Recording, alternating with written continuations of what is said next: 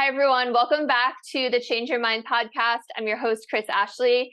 I explore the intersection between personal development, spirituality, and science. I'm really excited to have my guest today because we're going to talk about past life regression and all sorts of stuff that I just totally geek out about. But first, a couple quick announcements. Check out the links in the show notes. You can buy my book, Change Your Mind to Change Your Reality. It's in paperback, ebook, audiobook.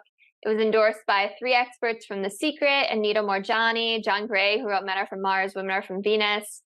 Also, this podcast is part of a podcast network that's owned by the Los Angeles Tribune. So we've got a lot of really cool stuff going on in the personal development realm. So keep an eye on us, keep up with what we're doing. All the links for my free workshops, my seminars, events, coaching are in the show notes. So today I have with me Dawn Grace Kelly, all the way from New Zealand, I believe, which is exciting. So Dawn Grace Kelly is an internationally renowned past life regression therapy expert, author and go-to spiritual healer and energy intuitive based in the South Island of New Zealand. Dawn is the founder of lightschool.nz, a school for professional healers to learn ancient esoteric healing techniques grounded in modern psychology and quantum science. For the past 30 years, Dawn has been in private practice as a spiritual guide and healer. Her work includes past life regression, inner child work, counseling, ET experiencer regression, spirit releasement therapy, spiritual healing, and tarot. Dawn is an engaging speaker with decades of experience in the metaphysical field. She is passionate about healing and supporting lightworkers to be fully empowered. Wow, that is a lot on your resume. Welcome, Dawn. I'm glad you're here. Oh, so good to be here, Chris. Thank you so much for having me. And I should have asked you this before we pressed record, but do you go by Dawn Grace or Dawn? I like both, but Dawn's fine, just to keep it simple for you. Yeah. Okay, cool. Yeah, always a good thing to check. Amazing. So much to cover there. I like to start all my episodes the same way, and that is to ask what people's origin stories are, because it's so fascinating to me what led people on this spiritual journey. And usually there's something that happened in their life that kind of triggered a change in trajectory. So if you wouldn't mind sharing what got you started in this spiritual journey. Yeah, thank you, Chris. Yeah, when I think about that question, it always makes me think, where were those origins? And they're not from this lifetime, but I totally understand the question, and I'll stick with this lifetime because we do bring so much through from other realms and other times. So yeah, it began way back, but in current lifetime, where would it have begun? My mum is a professional astrologer. She was studying astrology when I was a child. She was a metaphysical student. So those kind of teachings have always been around me. So I guess I could say in current time, I was looking for a mother that could help hold the energy for what I was bringing through. In my teens, I was studying numerology and astrology. And as I moved into my later teens, starting to think about what I wanted to do, I always had wanted to be a natural healer. It was just kind of in my bones, I guess. It was a natural passion and interest. So I thought I wanted to be a naturopath, and I studied naturopathy. I was lured by the glamour of becoming a flight attendant. So that kind of took me off that. I wanted to go and explore that kind of world for a little while before I got back to my studies. As it turns out, that was excellent training for a lot of the things that I do now. But while I was working through that career in my 20s, I was continuing my studies, and it was starting to get a little more spiritual. And I guess I think what was probably pivotal is when my older brother, maybe 3 years older than me, he died of an autoimmune condition. And when I was going through that grieving process, he came to me in spirit, and that was my first conscious experience of having spirit close. My mother had been doing automatic writing. That was something I knew about. I was kind of connected with my guides, but via Jamie, who passed over, I began automatic writing for the first time, which kind of blew my mind. And that just opened a whole nother world of connection to spirit. And my studies started to get a little more spiritual. In fact, when I was learning massage, I was still a flight attendant and I was studying massage. And my massage therapist was doing a massage on me and took his hands off me, doing something else. And it was the strongest, most evocative, special feeling at that time. And I was so excited to learn that he was working guided with spirit through his hands. The feeling was incredible. And that led me to go on and learn spiritual healing. And I guess that's where it really began for me. I wanted to know everything about working guided with spirit, which led me into training with that. And soon after that, I was led into a past life regression of my own, a field I've been fascinated with and read about for years. Was excited to find a past life regressionist in Perth in Australia, where I was living at the time. And that opened another doorway. And I started to move away from naturopathy and wanted to do more of that kind of work. And in my late 20s, I left flying and began my practice. Wow. Thank you so much for sharing. That's amazing that your mom was into all of this. Like that, you're so lucky. Yeah, I think I'm blessed as well. Yeah. But of course we pick our parents that we're going to be born to, right? So it's not even luck. You chose that for sure. Mm. So I'm curious, you were talking about automatic writing, and for listeners who might not know what that is, can you explain about what that is and how you were able to connect with your brother through that?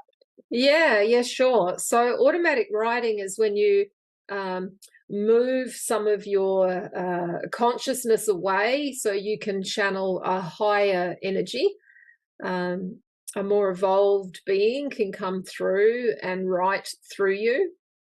So it's a form of channeling, I guess. And how to do it? Well, yeah, there's lots to know about how to do that. But yeah, it's quite a beautiful experience and kind of natural for someone who's doing spiritual healing and practiced with being able to move some of their consciousness to one side and allow this higher energy to come through the hands as healing or through the pen as words. So that's essentially what it is. Yes. Yeah. Thanks so much for sharing. And when you were connecting with your brother, was it almost like he was writing through you? Is that how it was totally like he was writing through me. And when I first began, it was very slow, very awkward while my hand was moving. But as you evolve with that work, it starts to become more of your own muscular more of your own muscles working as you're getting the words coming through. So I moved from just letting my hand be moved by spirit, which is kind of slow, to being able to just access that and write. Yeah. That's so special. That's like, what a special connection that you were able to have. And yeah, so blessed. Yeah. Yeah. I don't know, what is that book? Oh, you've probably read it. The Afterlife of Billy Fingers. I always think about that book. That's such a cool book, Chris, isn't it? It was like the most beautiful book I've ever read. The way that he describes the afterlife. For listeners that don't know, it's the author's brother also passed, and he connected with her, and he was explaining and just describing what he was seeing as he went through these different stages, and it was just so beautiful. Yeah, so fascinating. It really is. And I'm just I'm writing a manual at the moment for life between life work for a new course that I'm offering shortly, and it's taking me right into that field. And I'm glad you mentioned it, because that'd be a really cool book to revisit. Yeah, and to just reference. Yeah, absolutely. Yeah. Okay, so talk to me about life between life work. And I know that you've studied QHHT as well, even though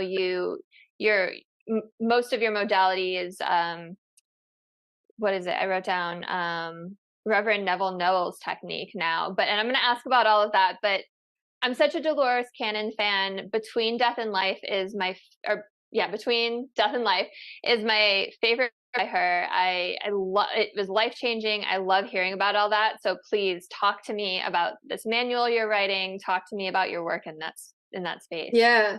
And I just love the synchronicities. We're obviously so meant to be together today. Well, we're together, so obviously we're meant to be. But there's another point. That's one book of hers that I have read, and I only discovered that book 2 days ago. Wow. So that gave me goosebumps. That's crazy. I know, right? And it's a book that I want to get my hands on. I'm keen to look at it. So yeah, Dolores's work is awesome. She's a great pioneer, one of the pioneers in this field. And yes, I've had the privilege of training with her before she passed into spirit. And I do use some of her techniques in my work as an adjunct for my advanced students. But the foundation training that I offer in past life regression, I just love this technique that I've adapted a little from Reverend Neville Rowe, who's also in spirit, that I would never do it any differently. I kind of add things here and there. But yeah, life between life work, so fascinating. And it's a field that I have explored with clients numerous times, but I've never taught that. I had always thought it's more of a curiosity and an interest for people. And I know those realms so well that I haven't really seen it as so therapeutic. Yet having revisited that with some clients this year, it's like this is actually quite therapeutic in a whole different way. So I'm now moving on to offer that for my advanced students who have got really solid foundations in hypnotherapy or past life regression, to just go a little bit deeper into these realms, where of course we can learn all sorts of stuff about why we've chosen the lives we've chosen, why our relationships are the way they are, meet with our wiser, more evolved spiritual beings, have our questions answered, do physical healing work, even exploring in the spirit realms. So I'm excited about that, as well as doing womb work, which is something I've done but plenty in the past. It's a nice adjunct with the life between life work, exploring coming into the body and what's happening while you're in the womb, etc. So yeah, it's all fascinating, and anything in that spiritual realm is too interesting not to be doing more with.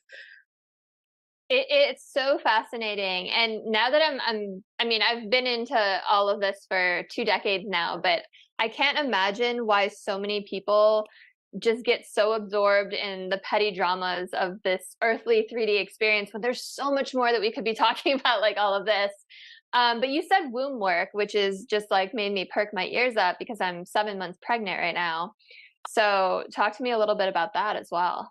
Yeah, sure. So, well, obviously, we've got experiences in other realms, in other lives, other planets, in the womb, in current life. We've got experiences everywhere, and they're all places that we might go when we're looking for the root of some of the stuff you were just talking about, all the day-to-day stuff that we, carry on about, things that are, when we go deeper with some of that stuff, instead of just the chatter and the story of it, when we go deeper into where the roots of these feelings are, or the roots of these issues, we can find ourselves in any of those places, and sometimes it is in the womb. And so I work in that place when we arrive in that place, when that's where we go during subconscious mind work. And it's a place where, just like every other place, where stuff is happening around us with other people around us, and we're responding and having our own personal experience of that, which may result in some level of trauma. And when we're dealing with 3D earth life, it's not unusual to have some issues around maybe arguments or guilt or concerns from the mother. They will come through to us, and we will perceive them. No pressure, but the deal is, Chris, isn't it? I mean, we do these imperfect lives with our egos, and we don't do perfect. We can't be that. We can do our best to be the ultimate healthy mother psychologically and physically through our pregnancy, but it's not realistic to be perfect through all of that, because there is, of course, there's lessons that this little person is bringing you. And there's lessons this little person is needing to experience from choosing you. So it's all okay on a meta level, I guess, on a higher level. Yet on the human side of things, sometimes there's work we need to do with that. And if your higher self is guiding you back to the womb, we can find things like, sensitive, aware souls giving energy to their mother to help her weakness because she's not able to help herself, which is very noble of a little spirit, yet it's compromising them. So we'll do some work around that to regain that energy, or maybe the spirits come out of that little body in the womb. Well, they're in and out anyway until they're solid in the womb later in the pregnancy. But maybe that spirit has decided to exit the body because of trauma that's happening through the pregnancy. It's just way too much. And then we'd be doing some kind of soul retrieval work and some healing work around validating and empathizing that, like what I'd call inner child work. So it can lead us in kind of different directions. Yeah, all sorts of things can happen in that place. Yeah. It's really interesting. It's funny that you say no one's perfect. I was literally just watching a Dolores clip before this, and someone was like, well, when does the reincarnation cycle end? And she was like, when you're perfect. And if you're here, you're not perfect, And I like that.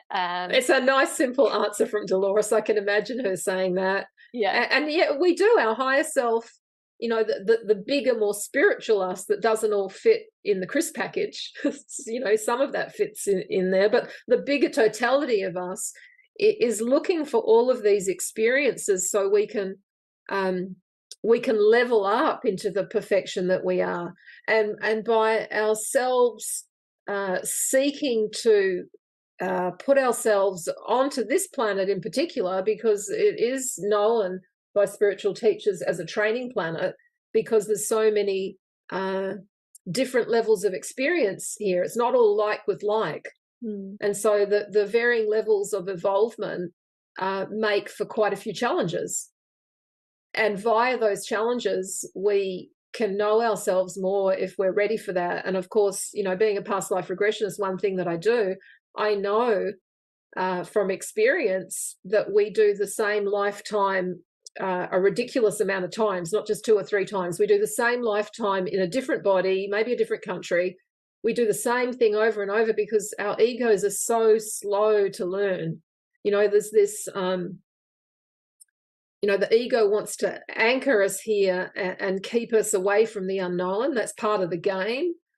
So we're at a time in history now, more so than ever before, where our history is coming forward, our trauma from current time and past lives are coming forward, so we can start to wrap up this cycle of karma being for every action there's a reaction. Yeah, as we wrap that up, we can come more into who we really are, which gets us closer to this perfection that you heard from Dolores earlier, gets us closer to being more evolved and evolving the planet, so it becomes a different kind of place. I don't know when that happens, but not a place where karma's just going over and over. The more we all grow, the more we all wrap up the karma, then we can be in a more evolved state on this planet or somewhere else. I don't even know if I answered your question. I might have got a bit off track there.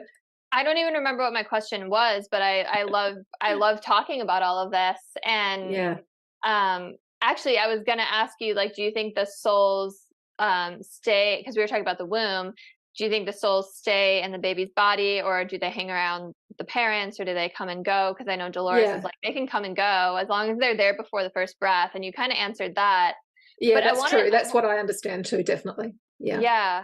And I like, sometimes I'll ask questions that I've heard answers to just so listeners can hear this stuff, right? Because it's so fascinating, and there's so much I want to touch on.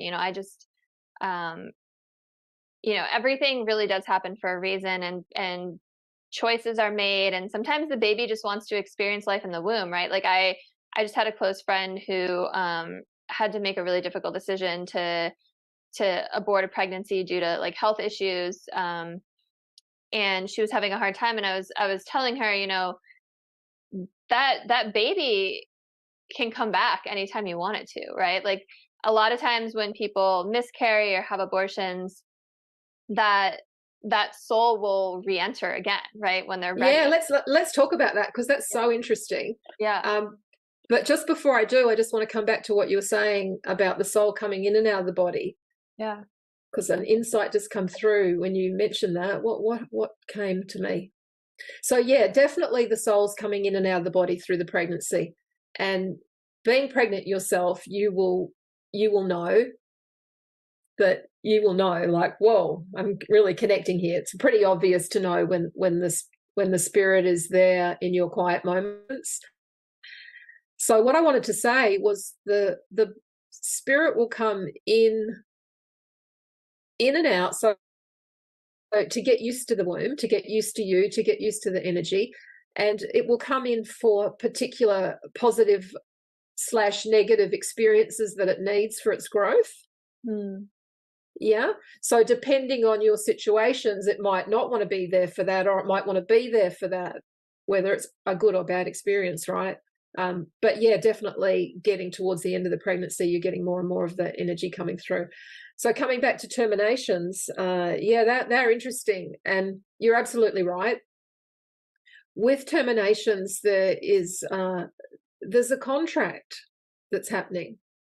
Yeah. It's between these two spirits. And we must remember that every spirit has, or every soul, every spirit has an agenda. That's what they're coming here for.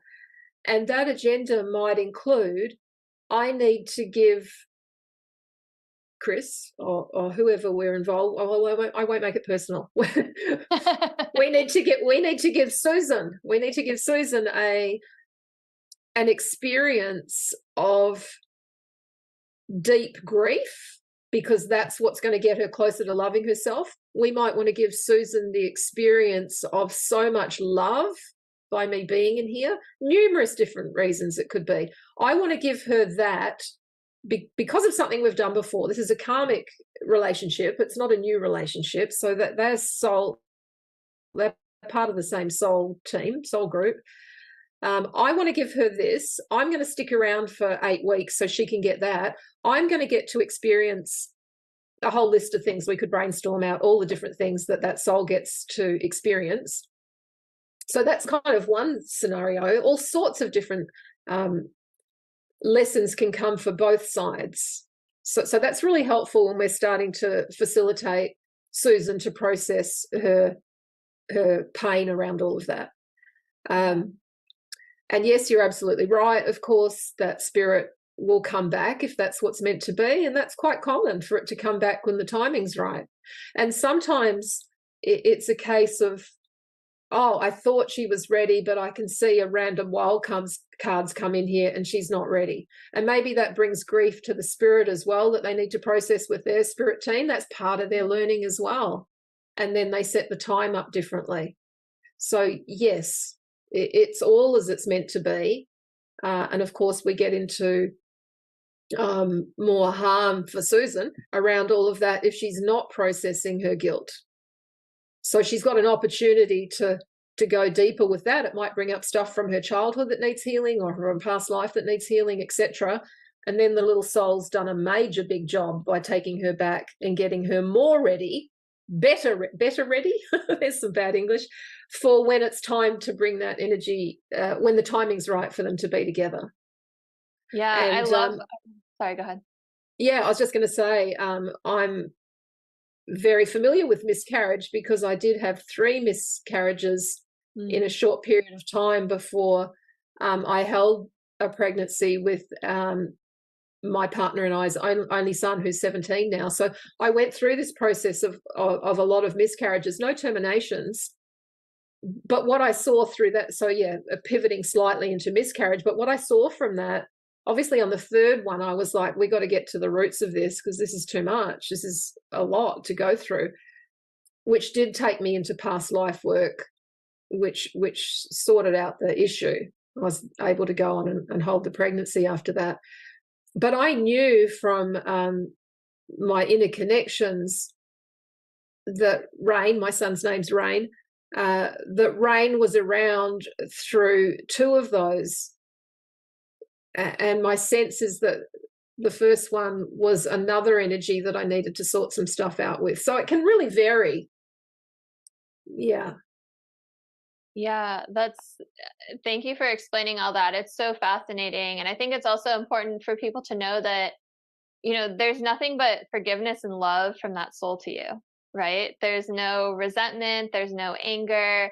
And this might be a lesson that you needed to go through, right? Yeah, This was in your yeah, contract. absolutely. And that makes me want to talk about if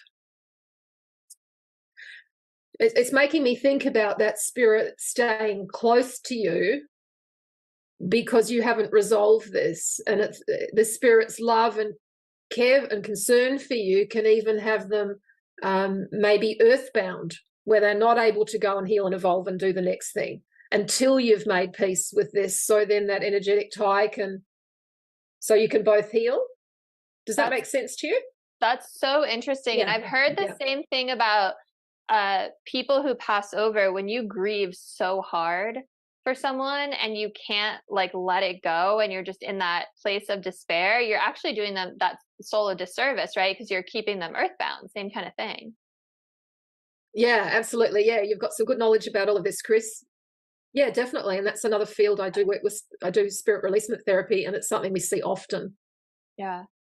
Yeah, so it's not unusual to do a therapeutic session with your loved one in spirit when you feel ready. I mean, obviously, your child or your partner, that's not going to be easy to let go of. There's a process here. Yeah. And they will stay close to earth to support you with that process. And if you're getting some strong, aware support around this, it's not so difficult to feel when the time's right to do another level of this, which is letting them go. So it's not so much the grief that holds them. Yeah, and let's just talk about that for a moment, because grief is a feeling. If you're with that feeling, that energy's moving through your body. But if you're with the thoughts, and sometimes the intense thoughts might take us away from the feeling, and we think we're grieving, but we're not feeling anything. We're getting into story about how bad this all is.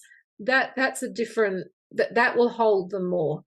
But the actual grieving itself is a way to really evolve this. And so when I think about some of the ancient cultures, the Maori here in New Zealand, for instance, they wail in that time. They go through a few days of very loud, deep grieving, which means it processes. It's very intense, but it means it processes much more quickly because, they're more connected to a higher awareness about that. We tend to, in the Western world, we have sort of a background of hold the feelings in generally, although with grief, sometimes they're coming out. But if you can imagine, screaming and howling for hours and days, and then, 3 days in, you're absolutely spent and so much has come through, it makes it easier to go forward, even though it's particularly painful at the time. I mean, that's a good example of processing a lot of grief without getting into the story of it all and having it stuck. But yes, we can totally hold on to them. And so then I think about when we keep the room the same and the clothes in the wardrobe. And I think a lot of us would probably need to do that to help our process for a while, but it does keep them close. And thoughts of, you've gone before your time, you shouldn't have died so young, and these ego-based fear thoughts, because of course we die at the perfect time always. There's no such thing. But those kind of thoughts, I wish you were here, I wish you hadn't died, they're like spells to keep this energy close. And then, at some point it's really helpful to do a very loving, beautiful, energetic disconnection where you don't lose your love, but you evolve it to let this spirit go forward into a higher realm to do their healing work. Yeah. That completely all makes sense. And I love the idea of the wailing and the not getting into the story. I mean, it's as simple as feel your emotions so that you can let them go, right? And that, I talk so much on my show and in my book about how holding on to repressed emotions can cause pain and illness and all sorts of things. So everything you said completely makes sense to me. Yeah, and I'm totally on that page. I've written about very similar things in my book because, like you, Chris, I'm so passionate about that. And I just want to say to you it's as simple as feeling your feelings. It is so simple, and it's so complex as well because of our trauma. In and of itself, it's simple. I totally agree with you. It's stop the thoughts. We've got to constantly train ourselves. Oh, here comes some sadness. Oh, that must be about my father when I was younger, da, da, da, da, da. And then we move away from the feeling. We've got to train ourselves to come back because, as I'm sure you're well aware, the reason we don't stay with our feelings is because we haven't been taught how to be with emotions and how to be with such big emotions. We've generally been shut down for those emotions or shown that it isn't safe. You know, there was a whole generation of, I'll give you something to cry about. What are you crying about? You know, we're shown that it's not right. So if we go into our feelings, we've got a program running in the background that says that's not safe, don't do it. So learning about emotions becomes, which is why I wrote the book that I did, and probably one of the reasons you wrote your book as well, because we want to educate people about how to be with these emotions and train you in things that children are now being trained in, are parented into, and it becomes second nature. I mean, I've got a teenager that's renowned for being emotionally intelligent, and really every child needs to be emotionally intelligent. Yeah, but to have a teenager or a young child that says, I'm feeling really angry, please don't talk to me now, I need to go and hit my pillow and move this out. I mean, that's where we're heading. And then it becomes not so difficult to spend a few days in such intense pain to shift it. Yeah, thanks for bringing that up, because that's such an important point, that these things are easy in theory. It's simple in theory, but it's difficult in the moment. Awesome. So, I mean, I would love to talk a little bit more about that space between death and life. And like you said, I geek out on this stuff. I love talking about it. But I know that not everyone else geeks out about it and reads all these books on it. So, you know, I guess we could start with, what has, from your regressions that you've done, what happens when we die? What is that? Where do people go? What's that journey? What's that process like? Yeah. So, bear in mind here that my expertise is in past life regression, and obviously I have a lot of knowledge about the between life realms, but it hasn't been a focus of my work to do that work. So having a body of work, I wouldn't call it. I'd want hundreds and hundreds of that of those cases to be able to really speak to that. Yet what I've noticed I have done enough of it to be able to answer your question and my own personal journeys here. So when we die, I mean, I'm sure a lot of your listeners are aware of near-death experiences, and there's some awesome books. Raymond Moody back in the 70s wrote the first book about near-death experiences, and we've got a lot of knowledge from case studies from leaders in the field that have done that work. So it's pretty classic for there to be some kind of tunnel with light towards the end, some kind of portal that we're moving through. Our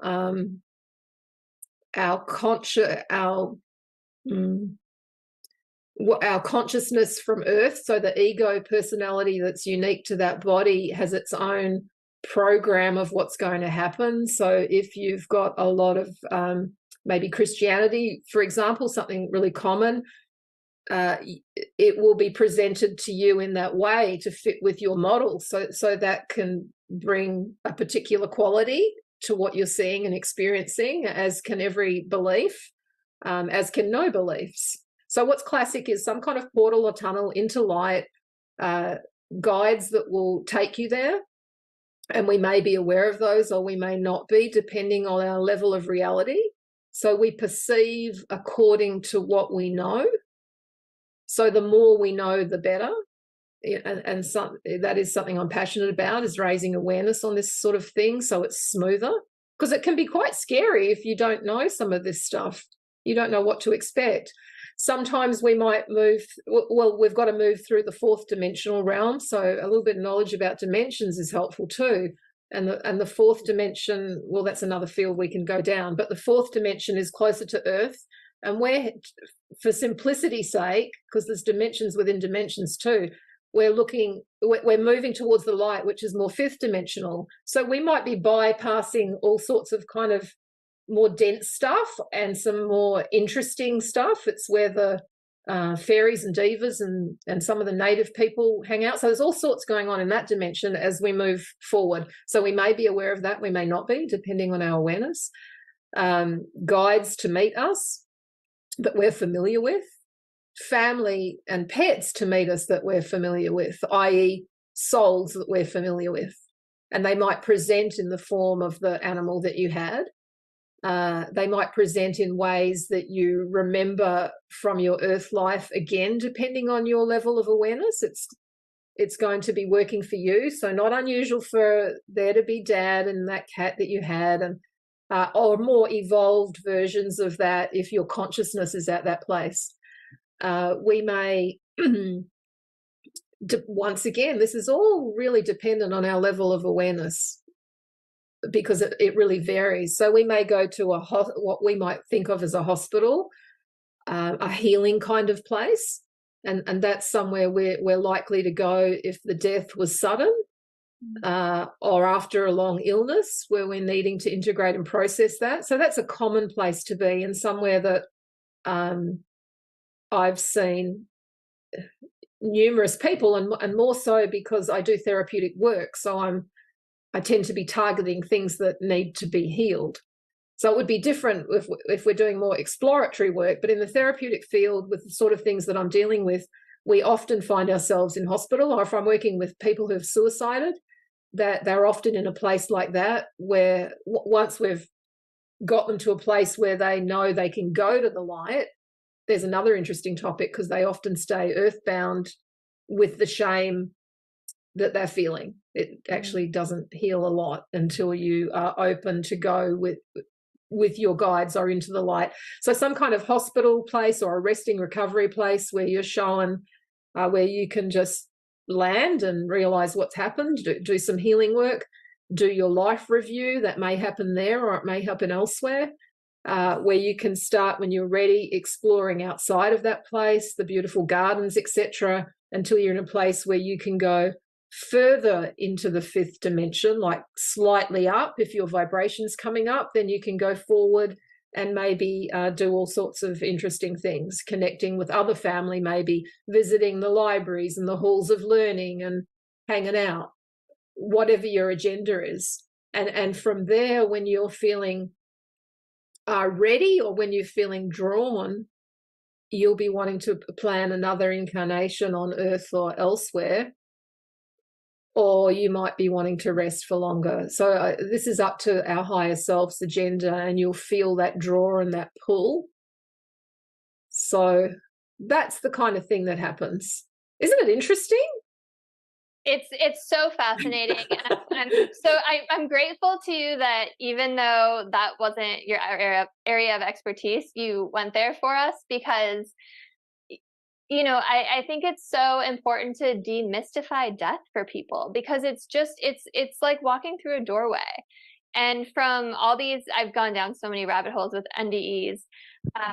From everything I've read and watched, it's almost like this life is the dream, and you wake up there and you're like, oh wow, I was dreaming, but it felt so real, right? Yeah, absolutely. So it's so like that, Chris, and I agree with you. It's so exciting to be with someone who's on the same page, because demystifying death, I believe, is everything, and that's probably one of my underlying passions and why I'm involved in the things I am, because my raising consciousness is one of the things you'll notice when you go to my homepage. That is the mission. And the raising consciousness is about opening to the bigger reality, like you say. And when we demystify death, it changes life completely. We do so much from an ego place to stop death. We get drugged. The medical system is taught to make us stay alive as long as possible, no matter what, because we don't want death. And we do hear people say he died before his time, he died too young, this is not fair, etc., because death is like the wrong thing, the bad thing. And And it is exactly like what you're saying. And if you've done any plant medicine journeys or shamanic journeying work, all of these things that can take you into other realms, you start to come away from a belief in this or a disbelief in this into a knowing in your body once you've experienced that this is the game, exactly like what you say. And that changes how you live. And if everybody knew that death is the coming home, we would live in a different way. We'd have a different place here. Yeah. And that it's, as you were talking, I was thinking also like that it's not painful. Like Dolores even says, you know, if there's like a traumatic death, like oftentimes the soul just exits the body, and Absolutely. the body is like, I always think of like the Salem witch trials. Like those women weren't feeling those flames. Their souls were like, we're just going to watch this from over here. And the body was wailing and reacting and moving, but the souls weren't feeling that. Absolutely. And, you know, I've got decades in this field. I've got a ridiculous amount of history on that being actually the case, including being burnt myself. I notice feelings in my body when you mention that. And yes, I remember feeling the heat and the flames on my legs, and then I was out of my body. That was enough. I don't want any more of those flames. So yeah, before you're falling off the mountain, you've jumped off the mountain to kill yourself. You leave way before you hit the ground. Our souls are smart, so there isn't any pain unless you've contracted to have pain which is usually before a dying experience. It's not the death itself. You're contracted to lie around for a year feeling horrible before you die, because that becomes part of your learning and part of what you're teaching all the people around you as well. But what comes to mind when you're talking about that is the very first past life regression I experienced when I was younger. And I was a young boy, and I was my father had come home to the hut that we were all living in, and he was torching the house. He couldn't find food, and in his desperation, he decided to end it all for all of us. Wow. So that's kind of dramatic, and my regressionist was interested in exploring that. I was busy leaving my body, and as I was leaving my body, and she's saying, what happens next with the fire? And she said to me, this is going to be very painful and traumatic for you, which is a thing you don't say as a regressionist. But yeah, that's just an interesting training point that I still use. But as she's saying all of this and trying to get more information about that, I'm like, whoa, oh my God, this is amazing. And she's like, what's happened to your mother and your brother? I'm like, I don't care about that. This just feels so good. And I'm just this child being free, and suddenly that life doesn't matter anymore. And that's definitely when I went from a belief in past lives and life after death to the knowing. It was such a full body experience. But I left way before that fire, way before it came anywhere near me. So I have no concerns about that for anybody. Yeah. Yet if we don't know that, the thoughts of what that all must feel like is really horrible for us, for our loved ones. But when you journey in and you connect with them and you start to learn this, it brings so much relief to know that they were okay. Yeah. Yeah. And they might be walking around dazed in the spirit world. What the hell happened? And am I really dead? With a sudden shocking death.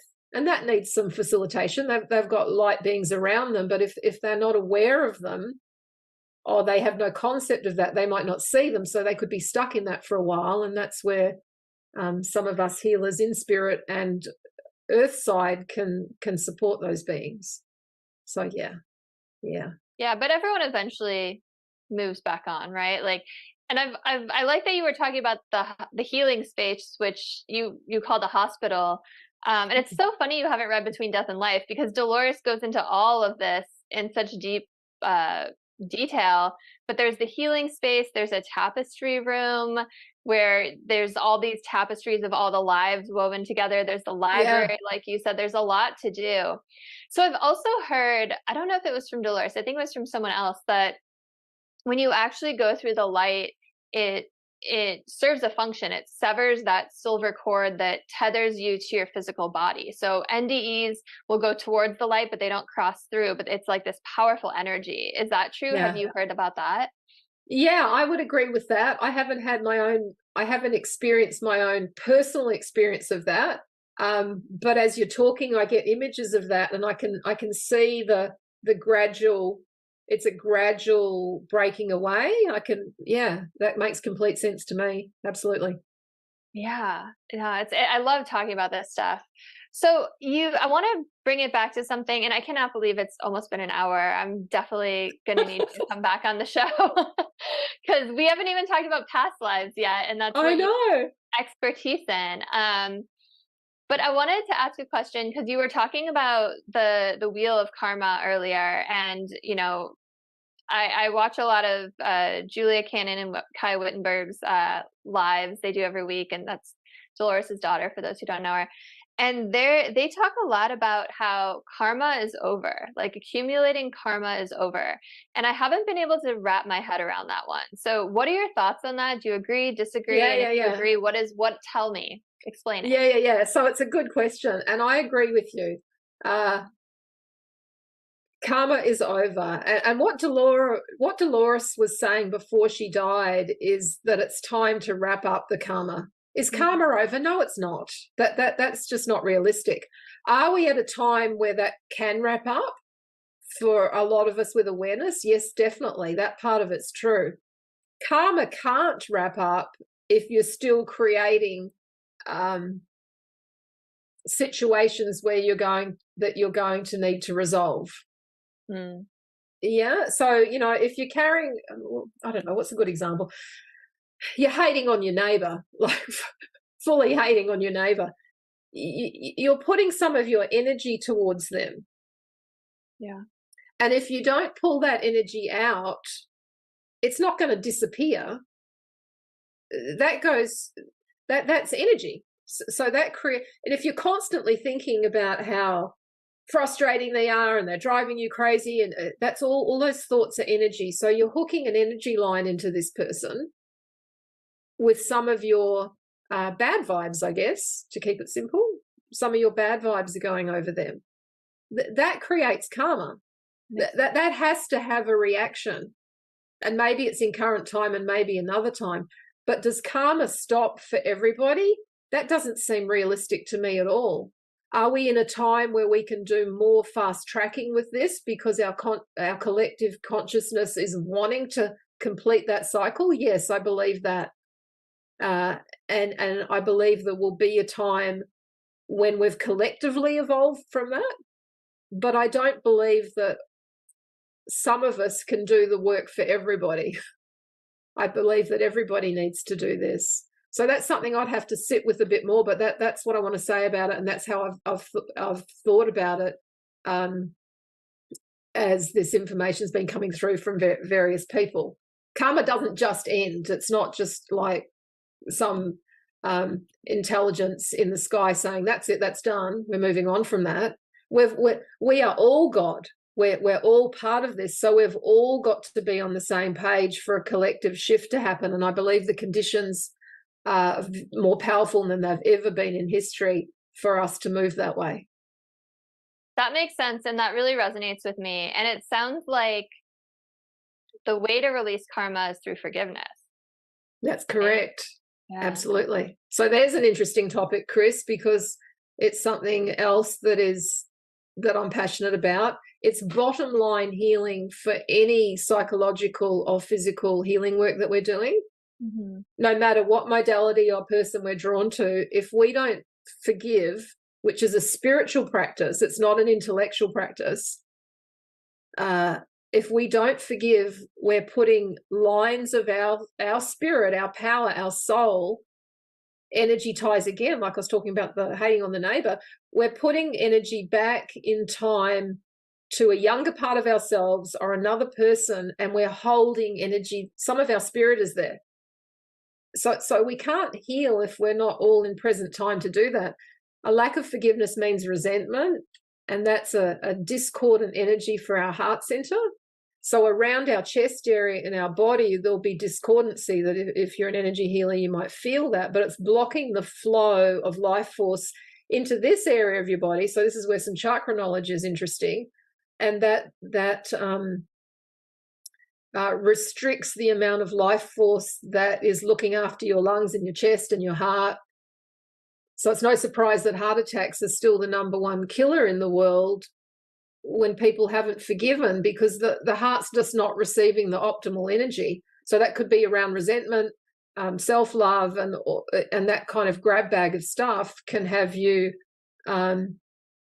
needing to come back and have another go at all of this. So yeah, forgiveness is a bottom line healing, but you need to learn a little bit about that, because we've got to bust some myths about forgiveness as well. It's another topic we could talk about.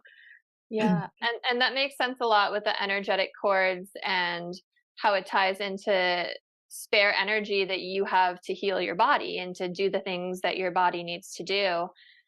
Oh my gosh, pregnancy brain. It just totally went out of my mind what I was going to say. Oh, well, just that's okay. just that that's been happening more and more recently. Just that, I feel like also the term karma can be really misunderstood by people. Like, it doesn't mean that you deserve to like have your legs broken in this lifetime. It means that there's a balancing out, right? That there's a lesson that needs to learn, that there's something that needs to be resolved with that person. So maybe in your next lifetime, you and that same person are put in a situation where you have the opportunity to try again, right? Am I right? Absolutely. Yeah, definitely. Yeah, definitely. And we see that heaps. I mean, we incarnate with people from our souls from our soul group repetitively. So we're with the same players quite often. And yeah, I mean, that's exactly right. We need to balance this stuff out. I mean, if you've killed somebody in another life, or somebody's killed you, I mean, it's just a classic example of that's going to create some karma.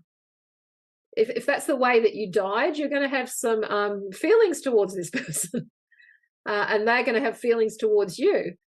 So that they might be somebody that's all over you in this lifetime trying to make up for it, and you're just like, resisting them because you don't know why you've got an aversion. So past life regression can be helpful with that. But yeah, I mean, anything that you're putting out karma is any action has a reaction. And maybe it's that day, maybe the next day, maybe 10 years time, maybe another lifetime. That pendulum just keeps swinging, and we're looking for balance. So absolutely. Yeah. How are you doing? How are you doing for time? I'm good for time if you want to go a little bit more. Are you okay with that? Yeah. Because I feel like I could talk to you forever. I've got another 15 minutes. Another 15 minutes. Okay. Yeah. All right. So I've heard that having kids creates karma in your life. And because of that, so I was on a 7-year journey to get pregnant, and actually a QHHT session helped figure out like why a little bit. But I think also that idea that having kids creates karma, and I'm here as a volunteer, and I was like, ooh, is that really what's right for me in this lifetime? And I really went back and forth about whether I even wanted to have kids because of that. And I'm curious what your thoughts on that are, and if you agree, maybe explain to me a little bit why. Oh, okay. Let's just see what comes through about that. That's not a question I've ever been asked before, but it's interesting. Having kids creates karma. Well, that's an interesting message to be putting out there. Yeah. we need to extrapolate on that a little bit. We have children because we're drawn to have children for numerous reasons. I mean, just our humanity usually draws us that way. Obviously, not all women are having children because they've got some history where they're not needing to do that in this lifetime. They've got some past lives where they've done that. Maybe it's gone all bad and they're too scared to do it again, or maybe they've done so much of it that it's just not necessary, etc. So we've all got a path that we've chosen that includes children or doesn't include children. I mean, an astrological chart will show you that plan. Really? So that's an easy thing. Well, that's an easy thing for my mum to pick up on, being a professional astrologer. It's part of the plan with what you're doing here. Creating karma, I just think that's quite a bizarre thing to say, really. Could it create karma? Yes, it could. But that's because that's what you're needing to go through. You don't have a child to create karma. You have a child because you've got a contract together. You've got a little light worker that needs to be born on the planet. And you're like, yeah, well, I haven't had children for a while. I haven't experienced that. Or, yeah, I love what you did for me once upon a time, so I'll be the mother for you. It's helping karma. Could it create more karma if you have I mean, you're incarnating in soul groups anyway, so you're probably going to be doing more stuff somewhere together. But it could create some kind of karma because of your ties together and any issues that you have together. But that makes sense to me because we're incarnating in the same families anyway. But if you're on some mission to end karma, then I'd be curious as to why you're incarnating on Earth. Yeah. Yeah, no, that's I totally understand. I didn't mean to put you on the spot at all. That was another. Oh, I don't feel on the spot. No, it's interesting. Yeah, it is. And that's another one I heard from, I don't think it was Dolores, I think it was Julia and Kaya, that like created some fear for me. Like I said, like honestly, about having children. So, and it's never really made sense in my head. So I appreciate your kind of processing it out loud with me too. Yeah. And some of the things that come through is, you know, if there's fear coming to you, it gives you information. It gives you intuitive information that's worth following. Yeah. Yeah, totally. So yeah, I think that's quite a strange statement that doesn't make sense to me. Okay. Well, that makes me feel better. So thanks. Okay, should we pivot and actually talk about past life regression? Yeah, sure. What would you like to know about it? We've got 10 minutes left. You know, and there's so much to touch on. And I guess you can start really simple for people who, you know, haven't read up on all this. Like well, I guess the idea is that things that happen in past lives affect our lives today, right? Or they can affect our lives today. Okay, so what So what I think is an important thing to know about this, before the concept of reincarnation and past lives, thanks for your patience with all of this. I've got a new haircut that's dropping in my face. It's fabulous. Don't even. So away from a talk about reincarnation, presuming that makes sense to you, what not everybody knows, what to get some funny bad English, when we die, just before we die, as any good regressionist knows, that the thoughts and feelings that are happening in those final moments are going with you. They're heading out with you. You don't just lose those. So any fear-based thoughts or feelings at that time, just to keep the whole thoughts, feelings thing simple, love thoughts, fear thoughts, they're going with you, and that's going with you into another time, because there's no resolution if you're holding those. In a therapeutic session, this is. So as regressionists, we look for that information, and then we do some psycho-spiritual work with that after the dying, because this is what is coming into our lifetime with us, that fear of religion, or that despair around having a husband, or that guilt around not leaving the relationship earlier, whatever the feelings are, that's what's getting in the way of our life today.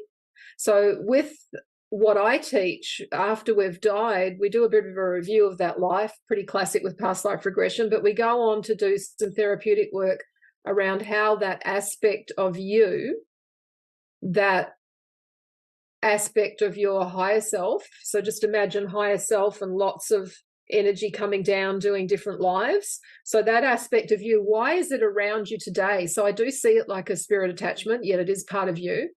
And it's around you today. We discover things like, don't go in the water because I don't want the same thing to happen to you. Don't talk about your healing. Don't tell anyone, or you'll get burnt and killed and persecuted and have 1,000 people throwing stuff at you. They're trying to protect you in the ways that didn't work for them, because they're still with some of the more dense emotions that haven't been processed. It doesn't happen every time, but it happens often enough for it to become a really solid way of working therapeutically for healing work.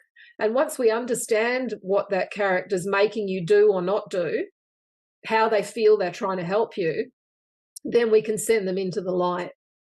I.e., there's a part of us that's more fourth dimensional around us. And the more of those aspects we send home, obviously, the lighter we get and the more we can hold more of our higher self energy, I guess you could say. So thoughts and feelings of a fear-based nature we will carry through, and we'll seek resolution with that. And until that's evolved and healed, we tend to be quite repetitive about how we're doing these lives. Yeah.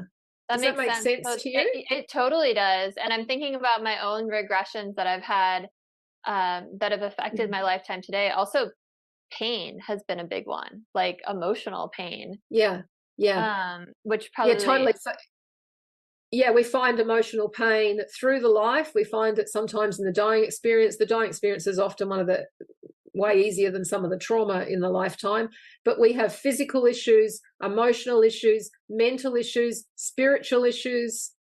I mean, that's a brainstorm out that we could do for ages, all the sorts of things that we can work with in other realms. Pretty much it's an endless brainstorm of stuff, and that we will carry through. And sometimes we might still have pain in the hip resulting from the spear that went through us. Wow. Because we haven't made peace with what happened there. And we do such powerful, deep therapeutic work around this that, there is no pain there anymore. So seeing a past life doesn't heal it. Experiencing it doesn't heal it. That's just information. It's not until we get into more psycho-spiritual, emotional work that we can start to level that up. I mean, basically what you're doing is therapy work with people just based off of the trauma they went through in a past life versus this life. Right? Exactly. Yeah. That's exactly it, Chris. And I think healers need to have, I think all light workers, no matter what their modality, need to know how to work in childhood and in past lives, because there's a root somewhere and you need to know how to get there. So I think it's a must do, because it's coming forward more and more because of the power of the times that we're living in. People are having spontaneous regressions. People who didn't even know about this work are suddenly having experiences and memories because we're at a time where we're wanting to wrap up karma. So it's coming forward for a lot of people. And the more that we can facilitate this and help that, the more we get this collective lifting of consciousness to take us into the kind of places that you've mentioned before, where we are all evolving and moving away from karma. Yeah, very cool. And I'm just looking at the notes from when we first had our conversation, and I wrote down that you separate out the character versus who they really are, kind of like parts work. And it's kind of totally like parts work, yeah. Yeah, and I'd love if you could just talk a little bit about that, if that's okay. Yeah, so with my technique, when we've died, we're still in character while we're doing a review and getting any more information that we feel we need. And then we ask the client to imagine that character as separate from them, so they can be their aware adult self, to make it easier to dialogue with this aspect of them. So it's like parts work. It's like, it's more like voice dialogue work, actually, which was popular in the 80s, where you'd change chairs to talk to another part of yourself. So we're kind of really separating it out so we can dialogue with an aspect of our higher self. Yeah. And that's profound. That's where everything starts to come together. And we do ask a series of questions, just 5 questions, which help us understand how that character is protecting us, what they're making us do or not do, just like a spirit attachment, which is a whole other field, and earthbound spirit in our field making us do and not do particular things. But this is a part of us. So we get information about how it's affecting us today, and then we're essentially moving into some forgiveness work.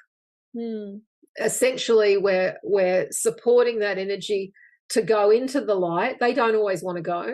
They're like, what? I don't know. I want to be with you. So that can take some facilitation. And it's not until they've moved into the light that the healing is complete. That's the most important part of a past life regression. There's no healing done until that energy is lifted and gone home. Some aha moments might happen.